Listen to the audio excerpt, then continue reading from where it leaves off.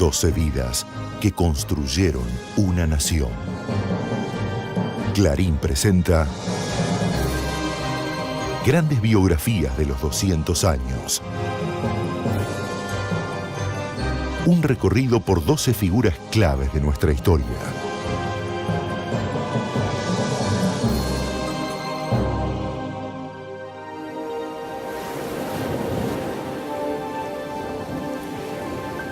A pocos kilómetros de la costa brasileña, el mar guarda el secreto sobre el final de uno de los hombres más lúcidos y polémicos de la historia argentina. Allí, durante la madrugada del 4 de marzo de 1811, fue arrojado desde la cubierta del buque británico Fame el cuerpo de Mariano Moreno, de solo 32 años. Durante su carrera política de apenas 7 meses, cosechó seguidores y poderosos enemigos. Fue uno de los máximos responsables de que la Revolución de Mayo de 1810 iniciara el camino hacia la emancipación. Su muerte, al igual que su carrera política, es objeto de controversias.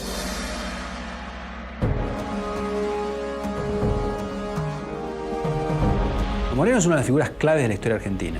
El personaje que abre el camino a la independencia. Que entrega su vida, su fortuna a una causa superior, que es la causa de la libertad. Mariano Moreno es el fuego que inventó la patria. ¿Quién fue Mariano Moreno? ¿Fue la mente lúcida y humanista que luchó por las ideas de la igualdad y la libertad?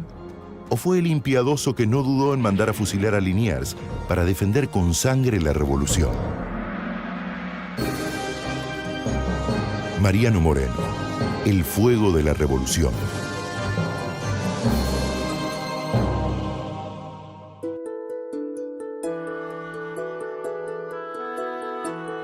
Mariano Moreno nació en Buenos Aires el 23 de septiembre de 1778.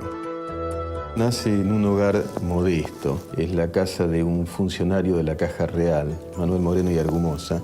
Casado con Ana María Valle, que era una mujer nativa, criolla, pero que sabía leer y escribir, lo cual no era un dato menor en aquel momento. Eran 14 hermanos y Mariano Moreno sobresaliendo desde un primer momento. Llegó a estudiar, algo que en esa época era claramente un privilegio. Y allí manifiesta capacidades excepcionales, sin ningún tipo de transgresión a el muy riguroso reglamento que tenía el Real Colegio de San Carlos. Los jóvenes porteños más acaudalados seguían sus estudios universitarios en España o en el Alto Perú. Para Mariano Moreno esos destinos eran una utopía. La aparición de un clérigo cambió su fortuna. Un canónigo baja de Chuquisaca a Buenos Aires, se llama Felipe Iriarte. Le hablan de Mariano Moreno y destina 80.000 pesos para becarlo. Le esperaba entonces un largo, incómodo y peligroso viaje de 500 leguas. Es un viaje iniciático, un viaje muy profundo. Es un viaje con todo el frío y la lluvia y aquella enfermedad en Tucumán, viajando a Chuquisaca, días y días en cama. Y cuenta la leyenda, había una tinaja con agua que Mariano Moreno la rompe y se arroja el agua sobre sí e ipso facto, como en un milagro, se cura, como si fuera un bautismo que lo lanza hacia esa nueva vida. En Chuquisaca, Moreno se alojó en la casa del cura Matías Terrazas y se unió a los clubes secretos que se reunían por las noches a debatir las ideas libertarias provenientes de Europa. El canónigo Matías Terrazas es crucial para la vida de Mariano Moreno, porque tenía una gran biblioteca. Y permite acceder a esa nueva literatura que llegaba con ciertas dificultades, ¿no es cierto?, al Río de la Plata y más aún al Alto Perú. Y eso le va a hacer llegar a lecturas que en el Imperio Español a veces no eran tan bien vistas. Que era la literatura de la enciclopedia, de un Voltaire, de Diderot, de Montalembert, de Montesquieu, de todos estos hombres que estaban modificando el pensamiento en Europa. El hombre nace libre, pero en todas partes se halla encadenado. La Ilustración y sus ideas de igualdad también cuestionaban el modo en que eran tratados los aborígenes americanos.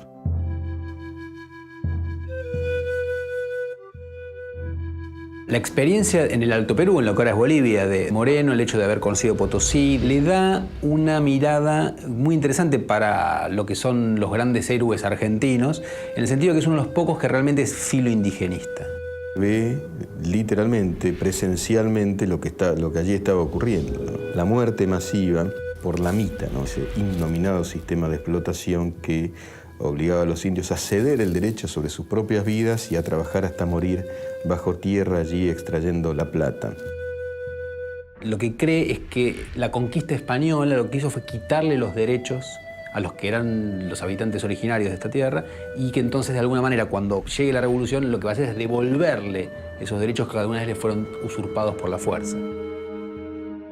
Desde el descubrimiento empezó la malicia a perseguir unos hombres que no tuvieron otro delito que haber nacido en unas tierras que la naturaleza enriqueció con opulencia y que prefieren dejar sus pueblos que sujetarse a las opresiones y servicios de sus amos, jueces y curas.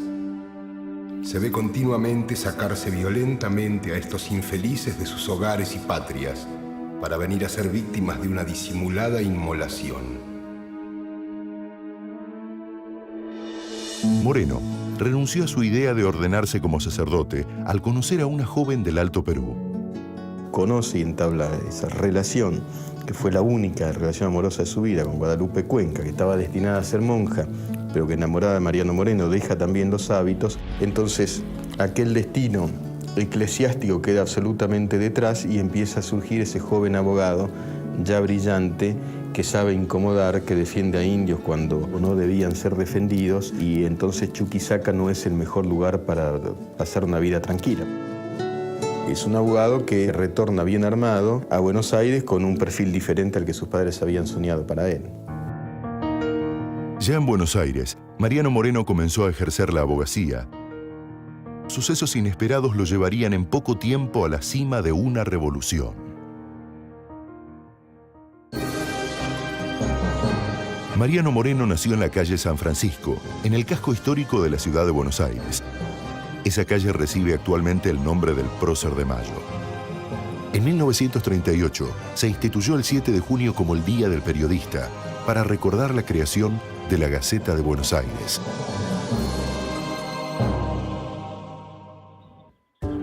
En Buenos Aires, Moreno encontró una atmósfera turbulenta. Los hacendados criollos reclamaban a las autoridades coloniales mayor libertad para comerciar sus productos. Los hacendados en Buenos Aires eran casi lo que hoy llamaríamos una clase media, es decir, un sector muy marginal de la élite, con muy poco peso en comparación con los grandes comerciantes. Moreno lo que hace es defender sus intereses, que lo que quieren es libre comercio, no con Inglaterra necesariamente, sino con cualquier potencia extranjera, con cualquier país no español. Esta visión hace que Moreno trabaje en función de esta apertura del comercio y la finalización del pacto colonial tal como se lo había conocido hasta ese momento, que era un pacto de sujeción monopólica a la corona española. La tarea de Moreno se vio interrumpida por una invasión. El 24 de junio de 1806, una fuerza británica desembarcó sin previo aviso en las costas de Quilmes y ocupó la ciudad. Yo he visto en la plaza llorar muchos hombres por la infamia con que se les entregaba. Y yo mismo he llorado más que otro alguno cuando a las 3 de la tarde del 27 de junio de 1806 vi entrar 1560 hombres ingleses que, apoderados de mi patria, se alojaron en el fuerte y demás cuarteles de esta ciudad. La resistencia de los porteños desalojó a los británicos de la ciudad. Al año siguiente, los vecinos repelieron un nuevo intento de ocupación.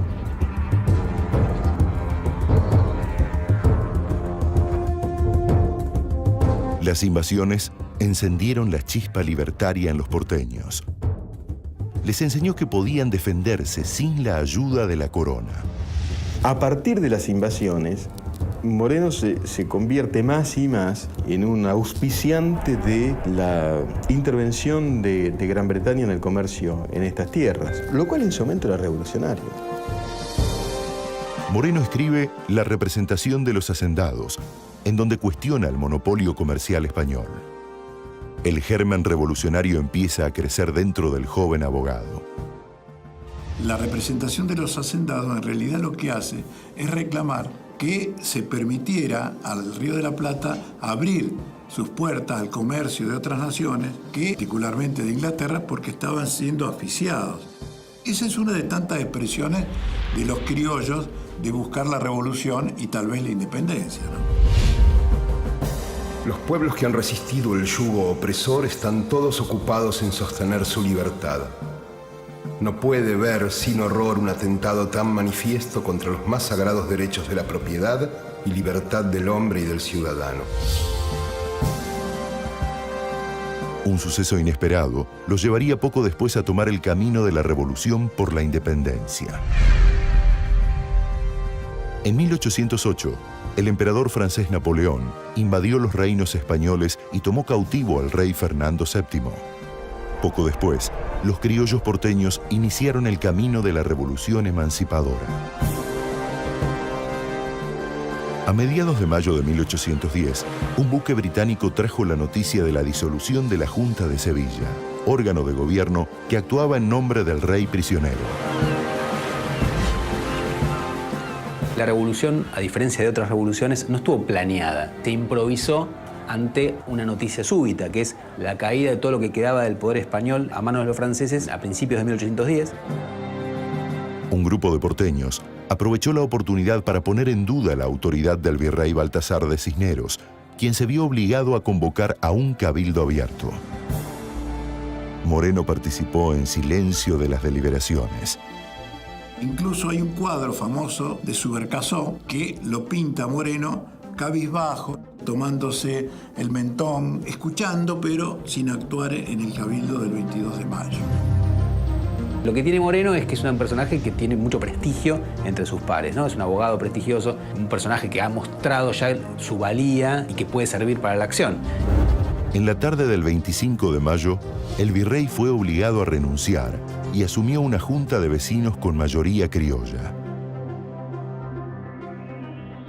Aunque al principio se mostró reticente, Mariano Moreno aceptó finalmente el cargo de secretario del nuevo gobierno por pedido de Manuel Belgrano y Juan José Castelli. Van a buscarlo a su casa, que él no estaba como Belgrano, como Castelli, en una actitud de mayor compromiso en ese momento. Si el abogado Moreno fue hasta ese momento un moderado político, a partir de entonces abrazó con pasión la corriente revolucionaria. Su energía y determinación lo convirtieron en un protagonista principal en esos días. Moreno no es para nada importante antes del 25 de mayo y se convierte en la figura clave a partir del 25 de mayo. Moreno es el primero que impugna realmente la legitimidad española de dominar América. Porque él es el primero que va a decir, apelando a Rousseau, que como la conquista española fue hecha por la fuerza, no hubo un contrato. No es que los americanos acordaron con el rey ser dominados por el rey, sino que se impuso por la fuerza. Y la fuerza no da derecho. La revolución estaba lejos de estar asegurada. Era preciso sumar a todo el virreinato.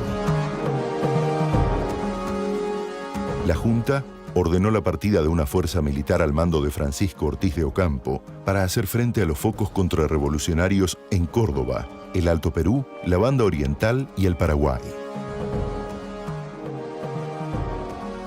El ex virrey Liniers encabezó la sublevación en Córdoba. Eran tiempos riesgosos para los hombres de Mayo, rodeados de adversarios y conviviendo con vecinos cuya fidelidad a la Junta era dudosa. La revolución al principio es casi simplemente un cambio de gobierno. Lo que es claro es que el proceso que empieza en ese momento es revolucionario. No era clarísimo que el triunfo de mayo de 1810 de los revolucionarios implicaba su triunfo para siempre. Ellos estaban muy asustados, estaban muy preocupados, por eso empiezan también rápidamente un control político en la ciudad de Buenos Aires para poder detectar a quiénes son los opositores al sistema del día. Tratan rápidamente de imponerse sobre el interior y que el interior apoye en lo que hace Buenos Aires y por la duda mandan un ejército, ¿no? En julio de 1810, las tropas porteñas llegaron a Córdoba. Liniers y media docena de conspiradores fueron apresados. La orden de Moreno a Ocampo, avalada por el resto de la Junta, fue terminante: ejecutar a Liniers. Liniers era el líder contrarrevolucionario por su historia, porque era el reconquistador de Buenos Aires, porque era popular. Triunfante la revolución, los contrarrevolucionarios lo van a buscar. Asume ese pedido y convoca a 1000 hombres y se convierte en una amenaza para la revolución naciente. Era un caudillo. Y muchos temían que si Liniers era llevado a Buenos Aires, pudiera inclinar la balanza a favor de los que no estaban con la revolución. A Liniers no le cabían dudas que el destino final de ese movimiento era la independencia. Si Liniers continuaba vivo, la revolución continuaba amenazada. Entonces Moreno da la orden de liquidar a Liniers. Y es una orden terrible. Vaya usted, y espero que no incursione en la misma debilidad que nuestro general.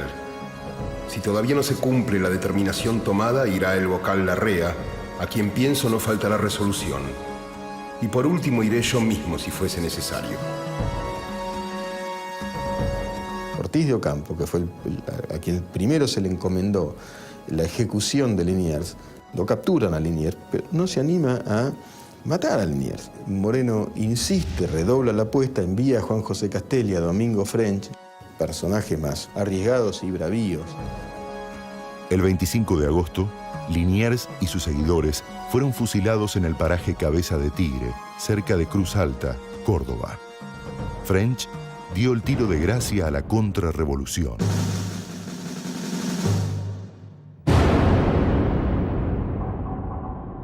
La muerte de Liniers fue probablemente la decisión más importante en la vida política de Mariano Moreno. Ese disparo de Domingo French sobre la sien de Liniers es el fuego que inventó la patria, porque ahí triunfa un modelo sobre otro. El efecto fue el esperado. La revolución ya no tendría marcha atrás.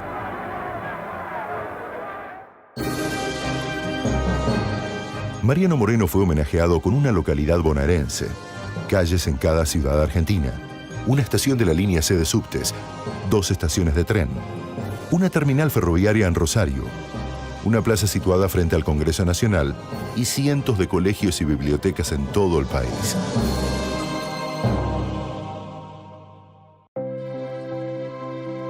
Moreno tenía ideas muy claras respecto a la necesidad de difundir la doctrina de la revolución.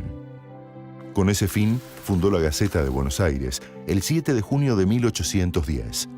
Es fundamental la Gaceta en la historia de Moreno y en la historia argentina, porque la Gaceta fue pensada como un instrumento para adoctrinar al pueblo acerca de la nueva causa, de la causa que se iba a defender.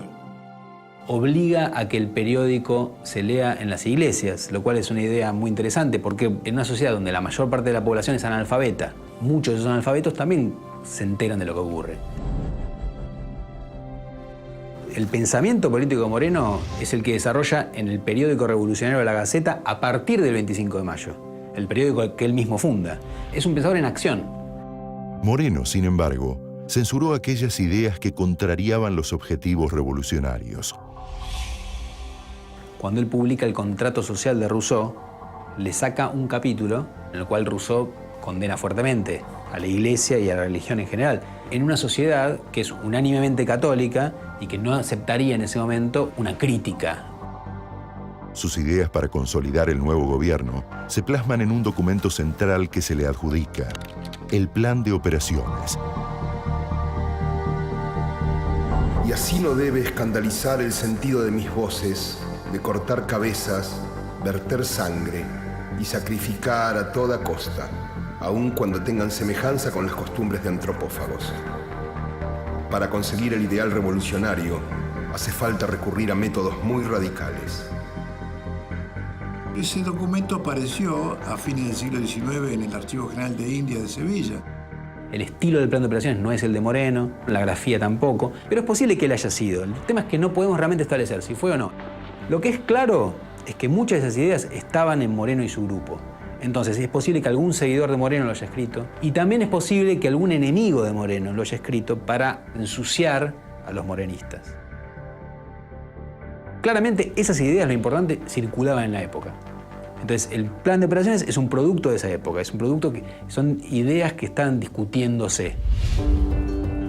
Una expedición militar enviada por Moreno al Alto Perú puso en práctica las ideas del plan de operaciones y las propuestas de igualdad de derechos entre criollos, españoles e indígenas. La ceremonia de Juan José Castelli para celebrar la Revolución de Mayo en Tiahuanaco frente a miles de indígenas tiene que ver con este espíritu terrible de Moreno en un punto, porque Castelli ordena en Alto Perú fusilar a todo aquel que no sea un amigo declarado y activo de la revolución, pero que promueve, como ya venía esbozando aquel Moreno de Chuquisaca, la igualdad con los indios. Ese espacio que concreta Castelli, de alguna manera plasma aquella idea de Mariano Moreno. Con cada paso, el secretario afianzaba la revolución, pero también cosechaba enemigos. El presidente de la Junta, Cornelio Saavedra, era uno de ellos. Tanto Moreno como Saavedra son revolucionarios. Ahora, la diferencia es hasta dónde ir con los cambios, ¿no? Es decir, Saavedra es claramente lo que llamaríamos un moderado, alguien que quiere cambios mínimos, mientras que Moreno busca cambios mucho mayores. Plantea la posibilidad de la independencia, abre la posibilidad de la construcción de una república, es filoindigenista. La noche del 5 de diciembre de 1810, llega a Buenos Aires la noticia del gran triunfo patriota en la batalla de Suipacha. En una celebración organizada en el regimiento de patricios, el capitán Atanasio Duarte realiza un gesto que irrita a Moreno.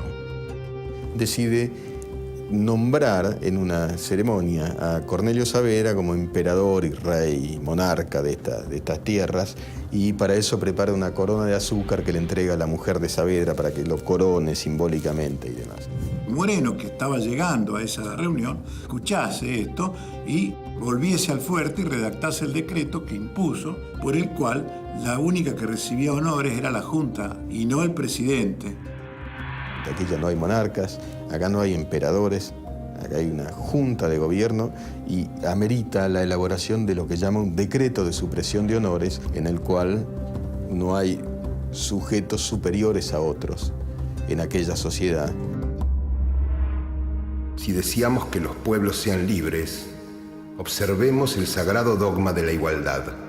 Mi superioridad solo existe en el acto de ejercer la magistratura que se me ha confiado. En las demás funciones de la sociedad soy un ciudadano sin derecho a otras consideraciones que las que merezca por mis virtudes. El presidente de la Junta decidió confrontar abiertamente con Moreno. Saavedra, interesado en la participación de las ciudades del interior, invitó a las provincias a sumarse a la Junta a través de delegados. El secretario intuyó el final de su mandato cuando los enviados de las provincias se integraron en la Junta Grande y diluyeron su poder. 7 meses después de alcanzar la cumbre de la revolución, Moreno decidió dar un paso al costado. Mariano Moreno abandona el gobierno, yo creo que acosado por una adversidad política. La constitución de la Junta Grande con los delegados del interior no era exactamente el plan de Mariano Moreno. El grupo morenista se da cuenta que esa presencia de muchos diputados va posiblemente a obstaculizar los objetivos que tienen y entonces intentan de alguna manera impedir el acceso de los diputados. Pero los diputados llegan y con el respaldo de Saavedra se quedan. Y es el momento en que Moreno renuncia. Dentro de la puja de poder, pierde fuerza y decide apartarse, ¿no? Moreno se va, lo nombramos ministro plenipotenciario ante la Corte de Brasil y ante Gran Bretaña. Empieza a regir una nueva etapa, que es la etapa de la Junta Grande. Mariano Moreno es el único prócer argentino que no fue sepultado en tierra firme. Solo se sabe que murió en algún sitio frente a las costas de Santa Catarina, Brasil.